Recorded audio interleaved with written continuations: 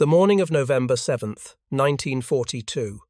Deep in the jungles of Guadalcanal, a Japanese intelligence officer sat hunched over a battered American supply crate, his hands trembling as he read the manifest stenciled on its side.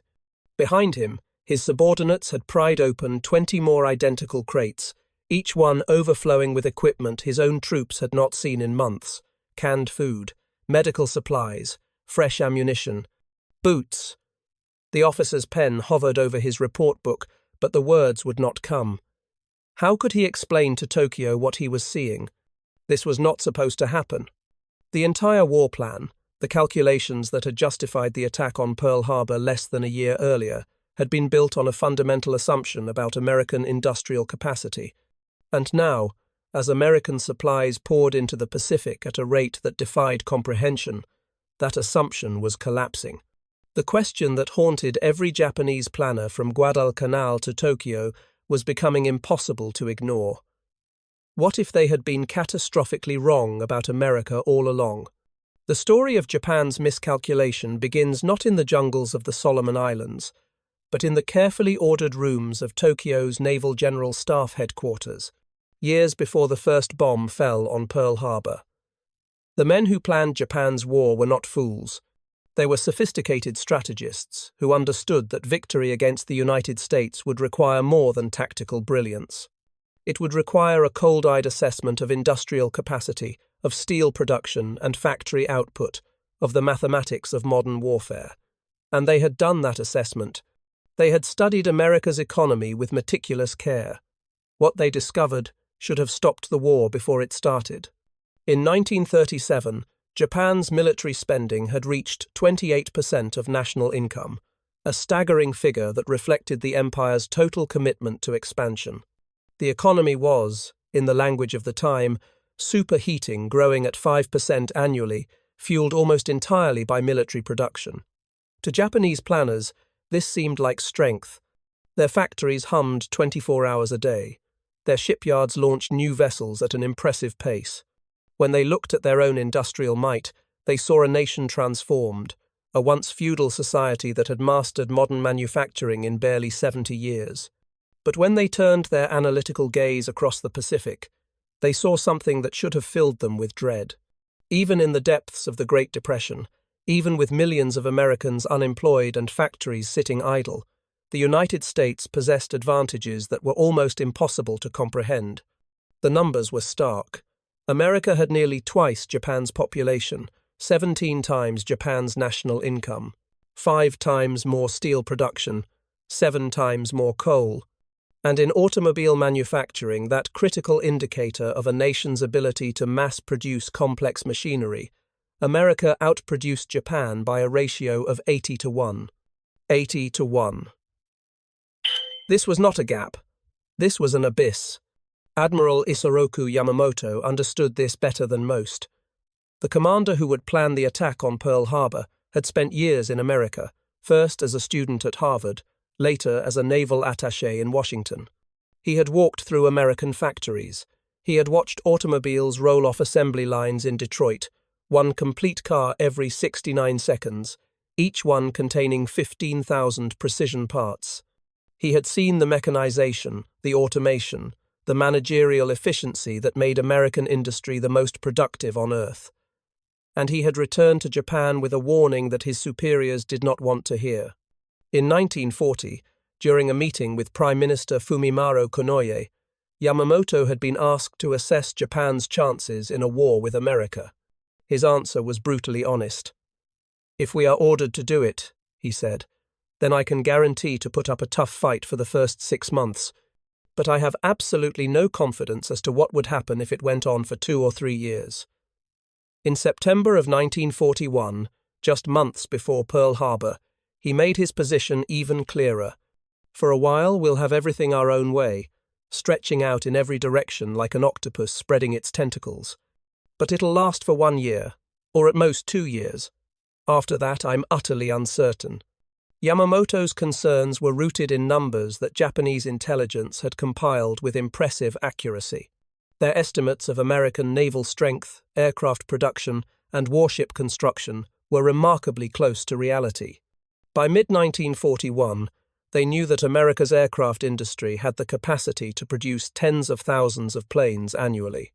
They knew that American shipyards could build fleet carriers, battleships, and cruisers at a pace Japan could not match. The intelligence was there. The warnings were clear. If you're enjoying this deep dive into the story, hit the subscribe button and let us know in the comments from where in the world you are watching from today. But intelligence is one thing, belief is another. And the Japanese High Command chose to believe in a different narrative, one built not on industrial statistics, but on intangible factors they considered more important. They believed in Japanese fighting spirit, in the superiority of their training, in the Bushido code that made their soldiers willing to die rather than surrender. They believed that American society was soft, weakened by democracy and comfort, that Americans would not have the stomach for the brutal warfare the Japanese were prepared to wage.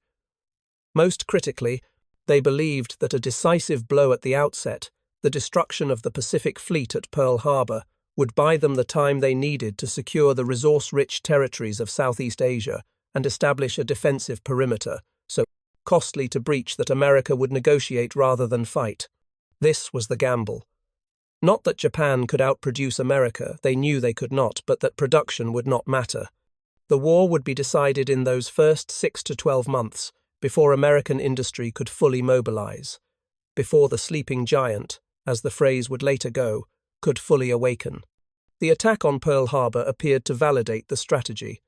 On the morning of December 7th, 1941, Japanese carrier aircraft struck the American Pacific Fleet at anchor, sinking or damaging 18 ships, including 8 battleships. 188 aircraft were destroyed. 2,400 Americans died. It was, by any tactical measure, a stunning success. In the months that followed, Japanese forces achieved victory after victory. Singapore fell, the Philippines fell, Hong Kong, Wake Island, Guam, all fell. By mid-1942, the Japanese Empire stretched across an arc of territory larger than any the world had seen, encompassing millions of square miles and hundreds of millions of people. In Tokyo, there was reason for confidence. The early months had gone even better than planned. American battleships lay at the bottom of Pearl Harbor. British colonial forces had surrendered by the tens of thousands. The defensive perimeter was taking shape. Now came the critical question. Would America respond as Japanese planners hoped, with despair and negotiation? Or would it respond as Yamamoto feared, with fury and industrial mobilization? The answer arrived not as a diplomatic communiqué, but as an ever-growing stream of materiel that began appearing in the Pacific theater in quantities that Japanese intelligence had not predicted. It started slowly, almost imperceptibly. A few more aircraft at airfields that should have been depleted. Replacement ships appearing in harbors months sooner than expected. Fresh divisions of Marines, well-equipped and well-fed, arriving at remote islands that should have been beyond America's logistical reach. And then, at Guadalcanal in August of 1942, the pattern became impossible to ignore. Guadalcanal was supposed to be a minor outpost, a barely defended speck in the Solomon Islands chain. When American Marines landed on August 7th, Japanese intelligence estimated their strength at perhaps 2,000 men, a reconnaissance force at most. This was inconceivable, as anything more America simply could not project power this far, this fast, in such strength. But the Marines were not a reconnaissance force. There were more than 10,000 of them on the island, and they had come to stay. And behind them, supporting them, keeping them supplied across thousands of miles of ocean, was the beginning of an industrial mobilization that would reshape the war. The Japanese response was immediate and massive. The Imperial General Headquarters ordered the recapture of Guadalcanal at any cost. For the next 6 months, the island became a meat grinder, consuming men and materiel on both sides in a brutal campaign of attrition. Japanese soldiers, trained to believe in the primacy of spirit over materiel, charged American machine gun positions in suicidal banzai attacks. Japanese destroyers made desperate nighttime supply runs the Tokyo Express, trying to keep their forces fed and armed. And all the while, Japanese officers in the field began sending reports back to Tokyo that challenged everything the High Command thought they knew about American capacity. The reports spoke of American abundance, of supply depots on Guadalcanal overflowing with equipment, of American positions so well stocked that captured food supplies alone could feed entire Japanese battalions for weeks.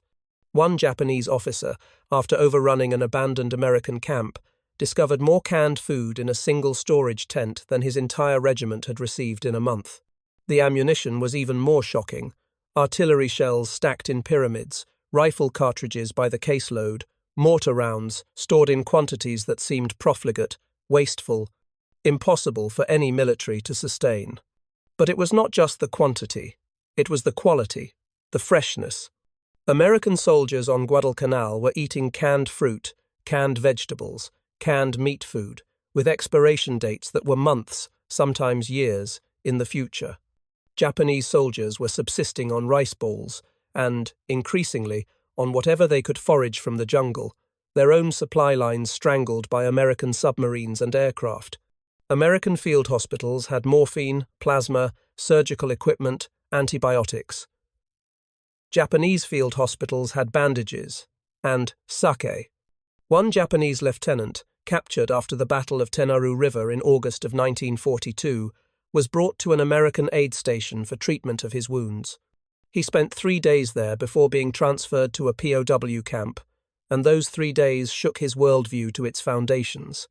He later told interrogators that he had been fed 3 meals a day, meals that included fresh bread, canned meat, and coffee. He had been given clean clothing. His wounds had been cleaned and bandaged with materials that seemed unlimited. The American medics, he said, had treated Japanese wounded with the same care as their own. This was not the America he had been taught to expect. This was not a soft nation on the verge of collapse. This was a nation that could project abundance even into a jungle battlefield, 9,000 miles from its shores.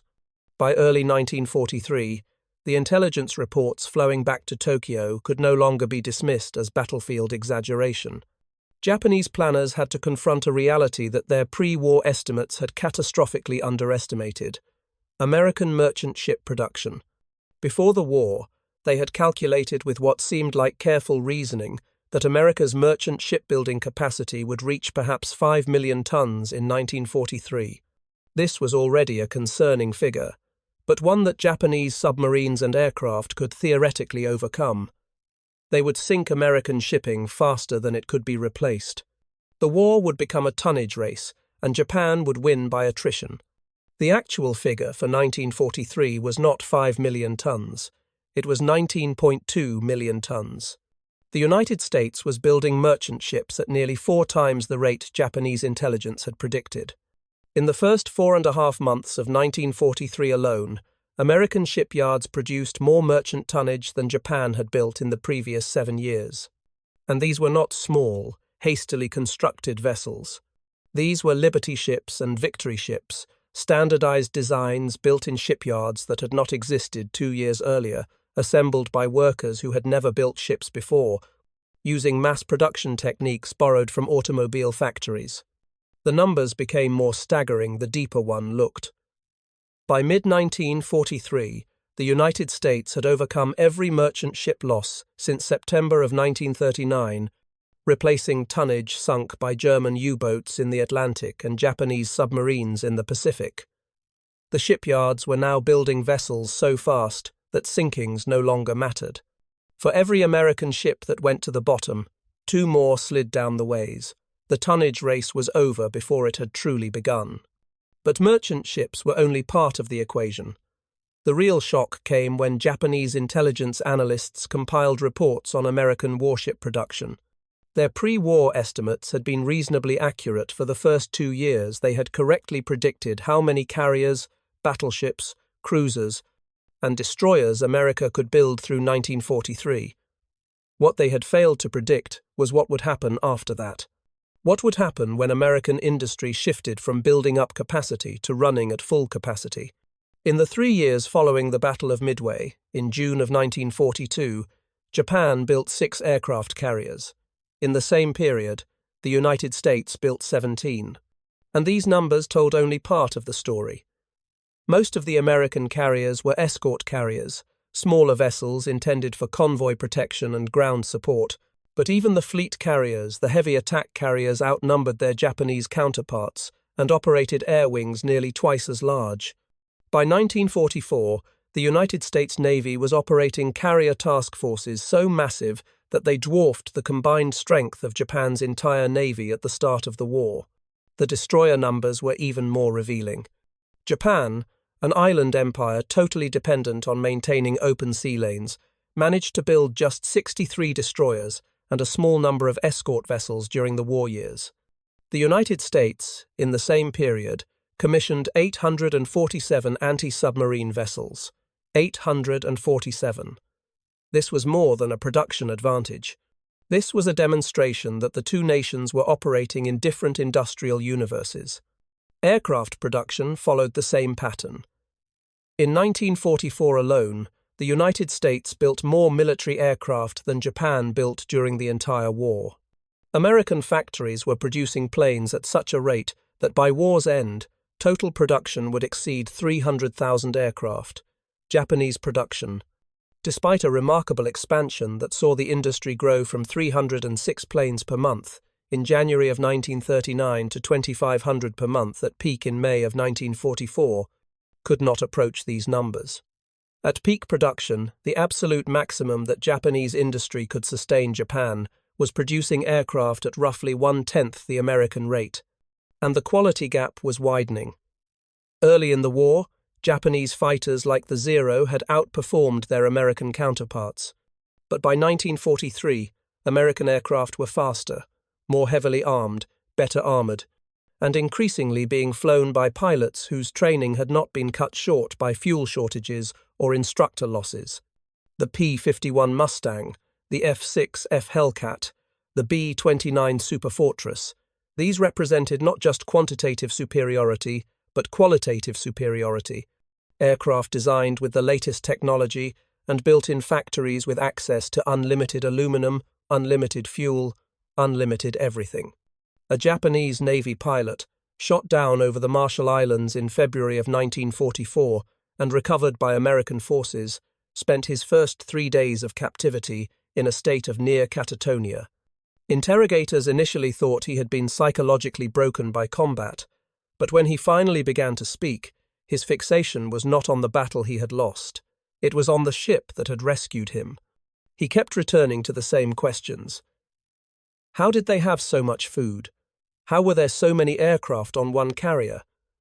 How could they waste fuel running generators constantly for electric lights? He had been taught that Americans were weak, that their society was on the verge of collapse, that their military was paper tiger, propped up by propaganda. And then he had seen an aircraft carrier that was larger, more capable, and better supplied than anything in the Japanese fleet, and he had learned it was just one of dozens. The psychological impact of these discoveries rippled through Japanese forces at every level. Soldiers in the field began to doubt the official narratives they had been fed about American weakness. Junior officers stopped reporting supply problems to their superiors because they knew nothing would change. Japan simply did not have the industrial capacity to match American logistics. And at higher levels, in the planning rooms where strategy was made, a grim realization was setting in. The war was not following the script. The Americans had not broken. They had not negotiated.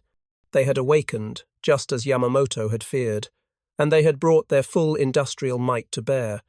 By mid-1944, after the fall of Saipan brought American bombers within range of the Japanese home islands, even the most optimistic planners in Tokyo could no longer maintain the fiction that victory was possible. The mathematics were too clear. American factories were now producing 2/3 of all Allied military equipment. By 1944, half of the world's war production was coming from a single nation, the United States, and that production showed no signs of slowing. If anything, it was accelerating.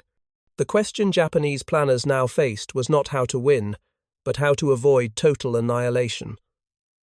And even that question was becoming harder to answer with each passing month, as American B-29s began reducing Japanese cities to ash, and American submarines completed the strangulation of Japan's merchant fleet. The realization did not come all at once. It arrived in fragments, in isolated reports that individually seemed like anomalies, but collectively painted a picture that Japanese leadership could no longer ignore. The fragments came from prisoner interrogations, from captured documents, from the observations of intelligence officers analyzing American positions after battles. And they all pointed to the same impossible conclusion. The United States was not just matching Japanese production, it was operating at a scale that rendered comparison meaningless. Consider the logistics of the Mariana Islands campaign in the summer of 1944. The American invasion force that struck Saipan, Tinian, and Guam consisted of more than 70,000 assault troops, supported by a fleet that included 15 carriers, 7 battleships, 21 cruisers, and 69 destroyers.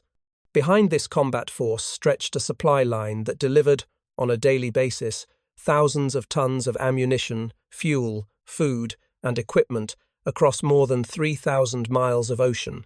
The operation required not just ships, but a floating infrastructure, repair vessels, hospital ships, ammunition ships, tankers, transports, and dozens of other specialized craft that existed for no purpose other than to keep the combat vessels fighting. Japanese defenders on Saipan watched in growing horror as this armada materialized offshore. They had been told that American naval power had been crippled at Pearl Harbor, that the loss of battleships would take years to overcome, that American shipyards could not possibly build fast enough to replace losses. And yet here, less than 3 years after Pearl Harbor, was a fleet larger than the entire Japanese Navy at the peak of its power. The pre-landing bombardment from American battleships, some of them the very vessels supposedly destroyed at Pearl Harbor, raised and repaired and returned to service, lasted for days. The volume of shells fired exceeded the total ammunition stockpile available to the island's defenders. Lieutenant Keisuke Tanaka, a supply officer with the Japanese garrison on Saipan, kept a diary that was recovered after the battle. His entries from June of 1944 reveal a man watching his worldview disintegrate. On June 13th, the first day of American bombardment, he wrote that the volume of fire was beyond anything I have witnessed or imagined. By June 15th, when American Marines landed, his tone had shifted from shock to something approaching despair. "They have so much," he wrote. "Everything. Ammunition without limit. Their wounded are evacuated within hours. Their dead are treated with care. We cannot even bury our own." On June 22nd, Tanaka's unit was overrun. He and 3 other officers were captured while attempting to escape through a cave system. In the days that followed, during his interrogation at a temporary POW compound, Tanaka experienced what many Japanese prisoners described as a kind of cognitive collapse. The interrogation itself was conducted without violence, a fact that surprised him, and his guards provided him with food that he later described as better than what Japanese officers received in garrison. But it was not the food or the treatment that shook him. It was a conversation with an American supply sergeant who had been assigned to guard the compound. Tanaka spoke some English, learned during a brief posting in Shanghai before the war. He asked the sergeant, with genuine curiosity, how the Americans had managed to supply such a large force so far from home. The sergeant's response was casual, almost dismissive. "This," he said, gesturing at the massive supply depot visible from the compound. "This is nothing. We got factories back home running 3 shifts, 24/7. We're making more stuff than we know what to do with. 24/7. Around the clock." The phrase stuck with Tanaka. Written decades later, he returned to that moment repeatedly. "I understood then," he wrote, "that we had never had a chance. Not because we were poor soldiers, but because we were fighting a nation that could build faster than we could destroy." The sergeant's comment was not an exaggeration. By 1944, American war production had become a juggernaut that operated at a pace that would have seemed impossible just years earlier. Take aluminum production critical for aircraft manufacturing. Before the war, Japan's total aluminum production capacity had been modest, barely sufficient for peacetime needs. During the war, despite desperate efforts to expand, Japan never produced more than a few 100,000 tons annually. The United States, meanwhile, had ramped up production so dramatically that by 1944, a single Alcoa plant in Mobile, Alabama, was processing millions of pounds of aluminum per month. That one plant produced more aluminum than Japan's entire national output. The scale became even more staggering when examined industry by industry. Consider shipyards. Japan entered the war with perhaps 24 shipyards capable of building major warships. The United States had similar numbers in 1941, but by 1943, more than 50 American shipyards were contributing to the war effort, many of them built from nothing in the span of a year. Gulf Shipbuilding in Mobile had employed 240 workers in 1940. By 1943, it employed 11,600. Alabama Dry Dock went from 1,000 workers to nearly 30,000, and these were not isolated examples. Similar expansions were happening in California, in Oregon, in New York, in Texas. The production methods themselves represented a revolution in manufacturing. Henry Kaiser's shipyards on the West Coast had perfected the construction of Liberty ships to such a degree that the average build time dropped from 244 days in early 1942, 42 days by 1943. One vessel, the SS Robert E. Peary, was built in 4 days and 15 hours, as a demonstration of what was possible. 4 days. From keel laying to launch. The ship was not a prototype or a stripped-down test vessel. It was a fully functional 10,500-ton cargo ship that went on to serve throughout the war. Japanese intelligence officers, reading captured American newspapers and analyzing reconnaissance photographs, struggled to convey to their superiors what this meant. The reports they sent to Tokyo were filled with numbers that seemed too large to be credible. 50 shipyards, hundreds of thousands of workers, millions of tons of steel. Production rates that doubled, then tripled, then doubled again. But the numbers kept being confirmed by evidence in the field. Every American position captured revealed supply levels that exceeded Japanese worst-case estimates. Every American prisoner interrogated described an industrial mobilization that sounded like fantasy. One particularly detailed report came from a Japanese naval intelligence officer who had interviewed several American Navy pilots shot down over the Philippines in late 1944. The interrogations followed standard procedures, questions about unit composition, carrier locations, aircraft capabilities. But this officer, Commander Takashi Yamada, had the presence of mind to ask broader questions about American production and logistics. How long had the pilots been in service? How much training had they received? How many aircraft did their carrier operate? How quickly were losses replaced? The answers revealed a system that was not just larger than Japan's, but fundamentally different in character.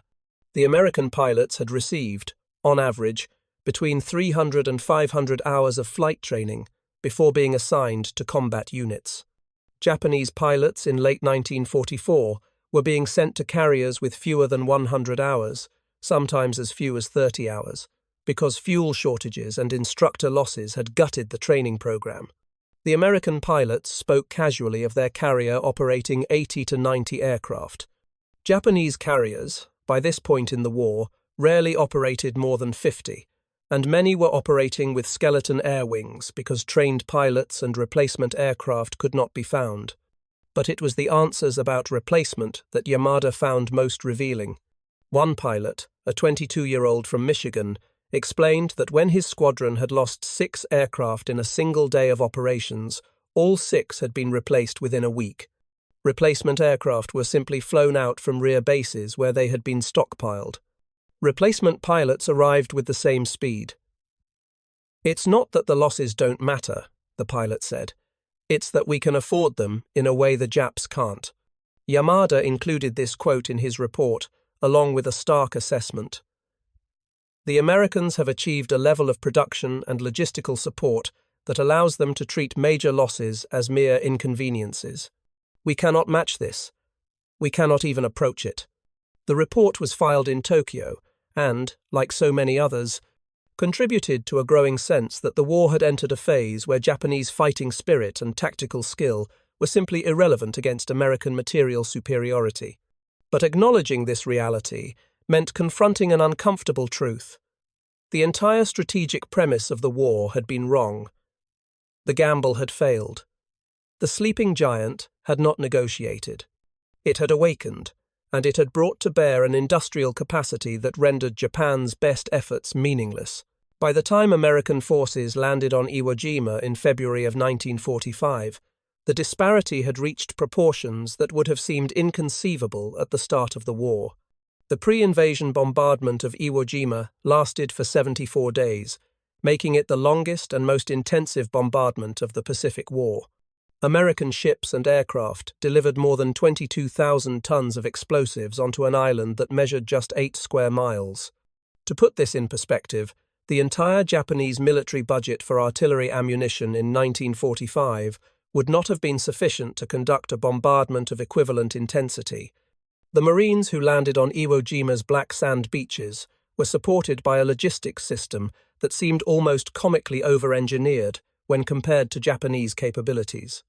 Every Marine had been issued new equipment before the landing, new uniforms, new boots, new weapons. The assault waves carried with them days' worth of water and rations, enough that individual Marines sometimes discarded supplies simply to lighten their load. Medical supplies were so abundant that battalion aid stations were stocked at levels that would have equipped entire Japanese field hospitals. Lieutenant Colonel Takechi Nishi, a Japanese tank commander defending Iwo Jima, witnessed this abundance firsthand when his unit briefly overran an American supply dump on the second day of the invasion. Nishi, who had spent time in the United States before the war and had even competed in the Los Angeles Olympics in 1932, understood what he was seeing in a way that many of his contemporaries did not. In a letter to his family, written shortly before his death on Iwo Jima, he described finding cases of canned food, stacked as high as a house, medical supplies, sufficient for a city hospital, and ammunition, in such quantities that I cannot estimate the total. But it was not just the quantity that struck him. It was the waste. American forces, in their haste to advance, had simply abandoned supplies that would have been treasured by Japanese troops. Cases of cigarettes, chocolate bars, new clothing. Nishi wrote, "If this is what they leave behind, what must they have in their rear areas? We have been fighting an enemy that can afford to throw away more than we can hope to possess." If you find this story engaging, please take a moment to subscribe and enable notifications. It helps us continue producing in-depth content like this. Nishi died on Iwo Jima on March 17, 1945, just 3 days before the island was declared secure. His letter reached his family in Tokyo months later, one of the last pieces of mail to make it through Japan's collapsing postal system. His widow kept it for the rest of her life, a small piece of evidence of a larger truth that Japan's military leadership had been forced to confront. They were not losing because American soldiers were better fighters, but because American factories were unstoppable. The final phase of the war brought this reality into the sharpest possible focus. By the spring of 1945, American submarines had so thoroughly devastated Japan's merchant fleet that the home islands were effectively under siege. Oil tankers that had once carried fuel from the Dutch East Indies lay at the bottom of the Pacific. Food shipments from Korea and Manchuria had slowed to a trickle. Raw materials needed for war production, rubber, tin, bauxite, nickel, were no longer reaching Japanese factories in meaningful quantities. And yet, American production continued unabated. B-29 bombers, manufactured in plants scattered across the United States, were now flying missions over Japan with impunity. These were not small raids. On the night of March 9, 1945, 334 B-29s struck Tokyo in the single most destructive air raid of the war, killing an estimated 100,000 civilians and destroying 16 square miles of the city. The bombers had flown from airfields on Saipan and Tinian, airfields that had been constructed on islands conquered less than a year earlier, using construction equipment and materials shipped across thousands of miles of ocean. The contrast was absolute. Japan could no longer fuel its aircraft for training flights. America was conducting 1,000 bomber raids. Japan's cities were being reduced to ash by conventional firebombing. America was simultaneously developing and preparing to deploy atomic weapons. Japan's food distribution system was collapsing, with urban populations facing actual starvation. American troops were being issued rations that included meat, vegetables, fruit, desserts, and coffee meals that would have seemed luxurious to many civilians back home. In late July of 1945, after the Potsdam Declaration called for Japan's unconditional surrender, and before the atomic bombs fell on Hiroshima and Nagasaki, the Japanese Supreme War Council met to discuss options. The military faction, led by War Minister Korechika Anami, argued for continuing the fight. A decisive battle on the home islands, they claimed, could inflict such casualties on American forces that terms could be negotiated. But Foreign Minister Shigenori Togo presented a different analysis, one based not on Japanese willingness to fight, but on American capacity to sustain losses. Togo had received reports from neutral diplomats in Europe who had access to American production statistics. The numbers were overwhelming. In 1944 alone, the United States had produced 96,000 military aircraft, 64,000 tanks, and 17 million tons of merchant shipping. These were not estimates or intelligence assessments. These were official figures, published openly by the American government. The United States was not hiding its industrial capacity. It was advertising it, knowing that the psychological impact of these numbers was itself a weapon. Togo's argument was simple. Japan could fight on, could force America to invade the home islands, could inflict terrible casualties. But American production meant that every loss would be replaced. Every ship sunk would be matched by 2 more. Every aircraft shot down would be followed by dozens more. The arithmetic was inescapable. Continuing the war would not change the outcome. It would only increase the suffering. The military faction was unmoved. They spoke of Japanese spirit, of the sacred duty to defend the homeland, of the impossibility of surrender. What they did not speak of, what they could not acknowledge, was that the fundamental assumption that had justified the war, that American society was too soft, too divided, too weak to mobilize its full strength, had been proven catastrophically wrong. When the first atomic bomb fell on Hiroshima on August 6, 1945, it provided the excuse that some members of the government needed to accept surrender. But historians have noted that the devastation of Hiroshima and Nagasaki, horrific as it was, represented only a more efficient form of destruction that American conventional bombing had already been inflicting on Japanese cities for months. The atomic bombs were not the reason Japan had lost. They were simply the final demonstration of American technological and industrial superiority, the ultimate expression of what happened when a nation with unlimited resources dedicated itself to total war. On August 14, 1945, Emperor Hirohito made the decision that had become inevitable months, perhaps years, earlier. Japan would surrender. In his radio address to the nation the following day, the first time most Japanese had heard their emperor's voice, Hirohito spoke of a new and most cruel bomb and the need to endure the unendurable. But he did not speak of the other reality, the one that Japanese soldiers and officers in the field had been living with for years. They had fought not just against American military might, but against American factories, against shipyards and assembly lines and industrial processes that had proven more decisive than any weapon. In the immediate aftermath of surrender, as American occupation forces arrived in Japan, the full scope of the industrial disparity became visible in ways that no intelligence report could have conveyed. Japanese citizens watching American troops disembark from transport ships saw men who looked well-fed, well-clothed, equipped with gear that seemed impossibly abundant. The occupation forces brought with them not just weapons but infrastructure, portable generators, field kitchens capable of feeding thousands, medical equipment that exceeded the capacity of many Japanese hospitals, construction materials in quantities that suggested limitless supply. One Japanese civilian, a former factory manager named Hiroshi Nakamura, was hired by occupation authorities to help coordinate reconstruction efforts in Tokyo. In his memoir, he described his first visit to an American supply depot. "I thought I was seeing a warehouse for the entire occupation force. Then I learned it was just one day's delivery for a single division. Everything was new, everything was plentiful. I understood then that we had not just lost a war. We had been competing in an industrial race where we were traveling on foot and they were driving automobiles. The occupation forces themselves were often unaware of the psychological impact their mere presence had on Japanese civilians.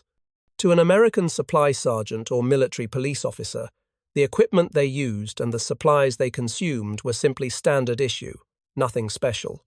But to Japanese observers, these represented a level of prosperity and industrial capacity that seemed to belong to a different world. American jeeps, which were everywhere in occupied Japan, became symbols of this disparity. Japan had produced fewer than 4,000 military trucks during the entire war. America had produced nearly 3 million. The economic statistics that emerged in the years following the war painted a picture that was even more extreme than wartime intelligence had suggested. At peak production in 1944, the United States was producing 48% of the world's total manufacturing output. Nearly half. From a single nation comprising 6% of the world's population. Japan, by comparison, was producing roughly 3% of global manufacturing output, and even that figure included production from occupied territories that had been lost by war's end. The aircraft production comparison was particularly stark. From December 1941 through August 1945, Japan produced approximately 76,000 military aircraft. In the same period, the United States produced more than 300,000, nearly 4 times as many. And this disparity would have been even greater had American factories not also been producing enormous quantities of aircraft for Britain, the Soviet Union, and other allies under the Lend-Lease program. Naval production told a similar story. During the war years, Japan completed 25 fleet and light carriers. The United States completed 141. Japan built 63 destroyers. America built 850. In merchant shipping, that critical measure of ability to project power and sustain forces across vast distances, the gap was so large as to render comparison almost meaningless. The United States built more merchant tonnage in the first half of 1943 than Japan built in the entire 20th century. These numbers became the subject of intense study in post-war Japan, as economists, historians, and military analysts tried to understand how the war had gone so disastrously wrong. The consensus that emerged was uncomfortable but undeniable. The war had been unwinnable from the start, not because of any failure of Japanese courage or tactical skill, but because of a fundamental miscalculation about American industrial capacity, and more importantly, about American will. The Japanese leadership had gambled that America was a divided nation, weakened by economic depression, lacking the social cohesion necessary for total war. They had assumed that a devastating blow would lead to negotiation rather than mobilization. They had believed their own propaganda about Western decadence and moral weakness. Every one of these assumptions had proven false. The attack on Pearl Harbor, rather than demoralizing America, had unified it with a totality that perhaps no other event in American history had achieved. Within days of the attack, the United States was not just preparing for war, it was transforming its entire economy for war. The transformation was visible in statistics that, even decades later, strain credulity. Unemployment, which had stood at 17.2% in 1939, effectively disappeared by 1943 as factories expanded to meet wartime demand. Women entered the workforce in unprecedented numbers by 1945. More than 6 million women were working in war industries. Factories that had produced automobiles retooled to produce tanks and aircraft. Furniture manufacturers made ammunition boxes. A piano company made aircraft components. Toy companies made shell casings. The entire productive capacity of the world's largest economy was redirected toward a single goal. And the economy grew.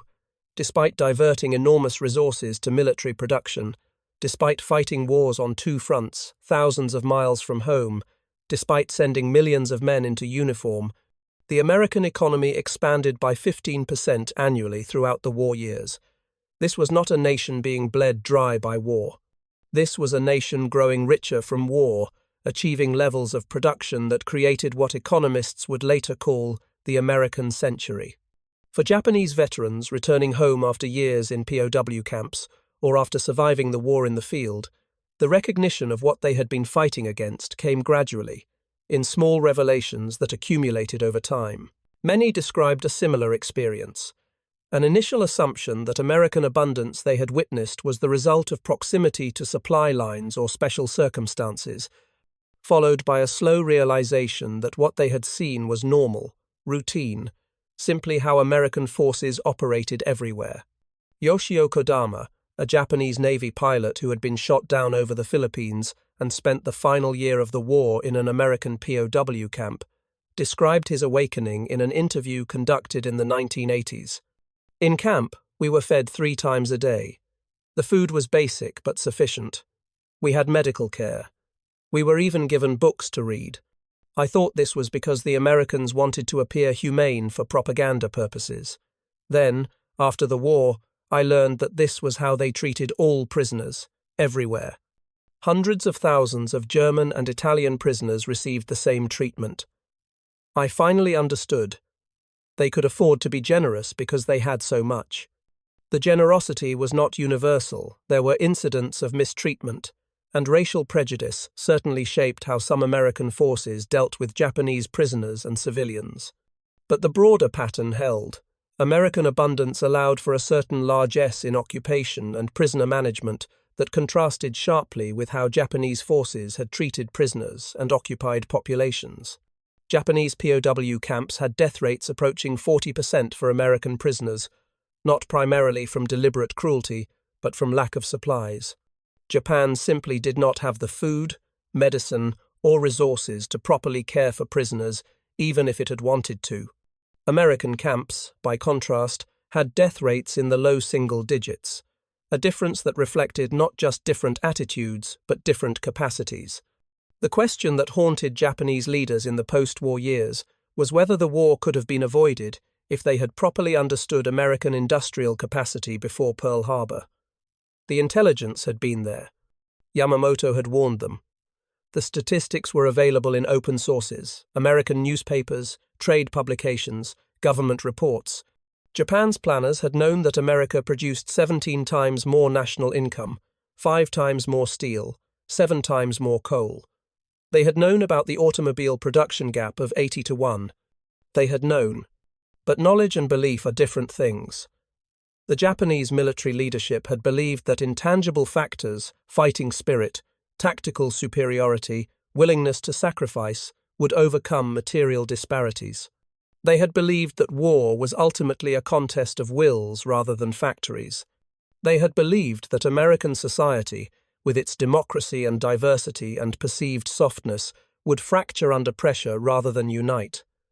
Every one of these beliefs had been tested against reality, and every one had failed. The legacy of this failure extended far beyond the immediate post-war years.